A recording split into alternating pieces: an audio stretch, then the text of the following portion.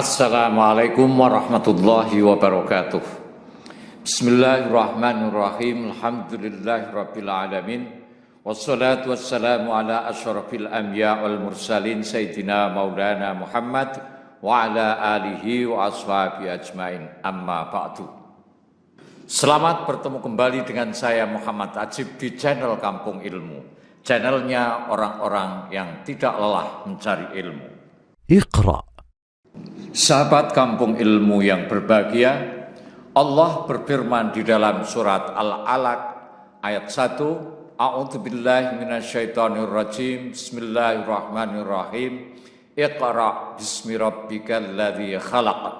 Bacalah dengan menyebut nama Tuhanmu yang menciptakan. Allah memerintahkan manusia membaca. Membaca di sini maksudnya membaca dalam arti luas, yaitu mempelajari, meneliti, merenungkan, mengobservasi, mengamati, dan lain sebagainya. Membaca, merenungkan, mempelajari, mengamati apa? Apa saja yang telah Allah ciptakan, baik ayat-ayat yang tersurat atau ayat qauliyah, yaitu Al-Quran, maupun ayat-ayatnya yang tersirat, maksudnya alam semesta atau ayat-ayat kauniyah. Semua yang terjadi di alam semesta itu perlu kita baca. Fenomena alam semesta ini perlu kita renungkan, perlu kita pelajari, amati, dan kita observasi. Membaca itu harus dengan nama Allah, dengan namanya. Membaca itu harus dengan nama Allah, maksudnya harus karena Allah dan mengharap pertolongannya. Dengan demikian, tujuan membaca dan mendalami ayat-ayat Allah itu adalah diperolehnya hasil yang diridhoinya, yaitu ilmu atau sesuatu yang bermanfaat bagi manusia. إنها أول كلمة نزلت من القرآن الكريم على قلب النبي الأمين صلى الله عليه وسلم.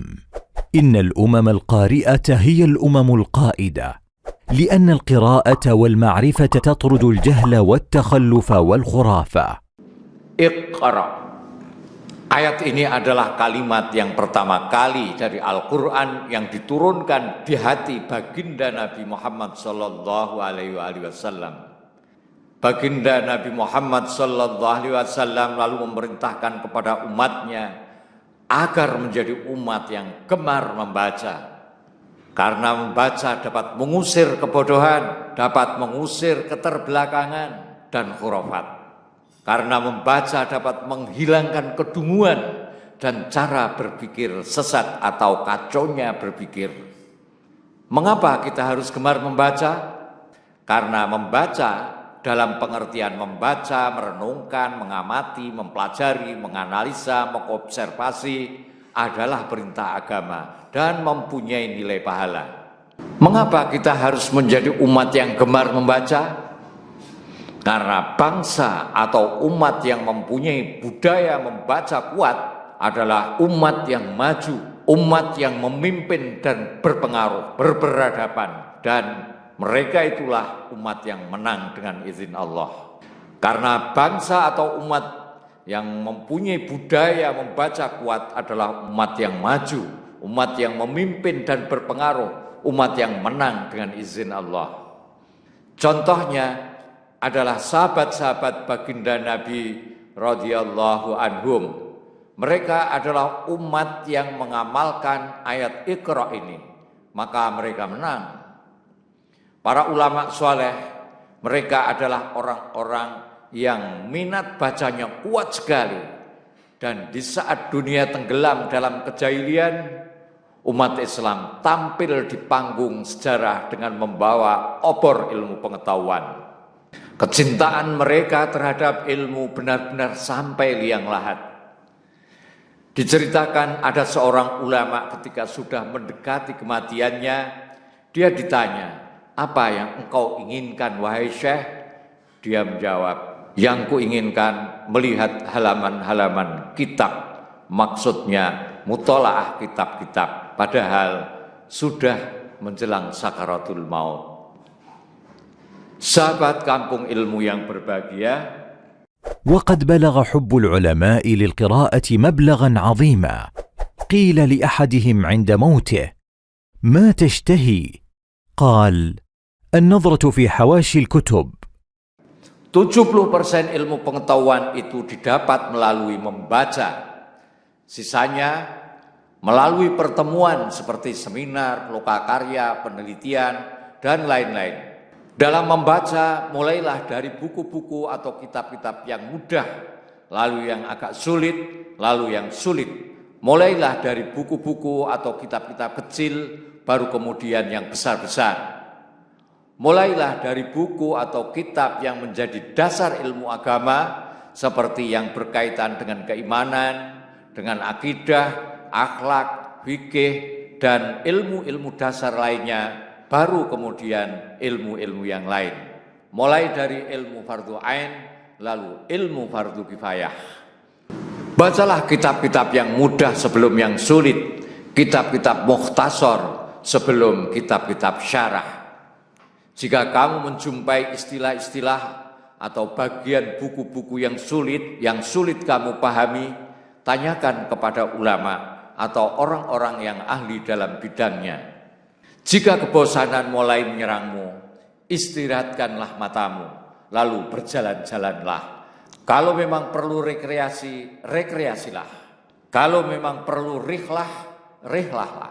Kalau kamu sedang malas, enggan baca, jangan tinggalkan kebiasaanmu membaca. Atau tidak membaca sama sekali. Walaupun sedikit, bacalah. Jika kamu bosan membaca buku tertentu, bacalah buku-buku yang lain asal bermanfaat. Kalau kamu tidak dapat konsentrasi, tidak bisa fokus saat membaca atau belajar, pikiranmu gelamjar kemana-mana saat kamu membaca, maka berdoalah dan berwudulah. Dan sabarlah dengan tetap sungguh-sungguh dalam belajar atau istilahnya bermujahadah. Dan jauhilah pengaruh-pengaruh dari luar, seperti main game, nonton TV, keluyuran yang tidak jelas tujuannya, dan lain-lain. Gunakan pulpen berwarna untuk menandai hal-hal yang kamu anggap penting, atau memberi catatan-catatan khusus terhadap ibarat atau takbir yang ingin kamu kutip. Dan buatlah ringkasannya, karena hal itu akan membuat pemahamanmu semakin kuat. Akhirnya, hendaknya kamu dapat mengambil manfaat dan faedah dari apa yang kamu baca, agar kamu termasuk orang yang digolongkan di dalam ayat ini. الذين يستمعون القول فيتبعون أحسنه أولئك الذين هداهم الله وأولئك هم أولو الألباب. Yaitu mereka yang mendengarkan perkataan lalu mengikuti apa yang paling baik di antaranya. Mereka itulah orang-orang yang telah diberi petunjuk oleh Allah, dan mereka itulah ulul albab atau orang-orang yang mempunyai akal sehat. Diriwayatkan bahwa ayat ini diturunkan berhubungan dengan 3 sahabat Rasulullah Shallallahu Alaihi Wasallam, yaitu Zaid bin Amr, Abu Dzar al-Ghifari, dan Salman al-Farisi. Ketiga orang itu adalah orang-orang yang pernah mengucapkan la ilaha illallah di masa Arab Jahiliyah. Mengapa mereka mengucapkan la ilaha illallah di masa jahiliyah? Karena mereka menggunakan akalnya. Ayat ini menerangkan orang-orang yang selalu menjaga dirinya dan menghindarkan diri dari menyembah tauhid, menyembah berhala, serta tabah dalam menghadapi godaan setan. Dia hanya menghambakan diri dan menyembah kepada Allah semata, tidak menyembah selainnya. Orang-orang ini akan memperoleh kabar gembira dari para rasul bahwa mereka akan terhindar dari azab kubur sesudah mati dan terhindar dari kesengsaraan di padang mahsyar.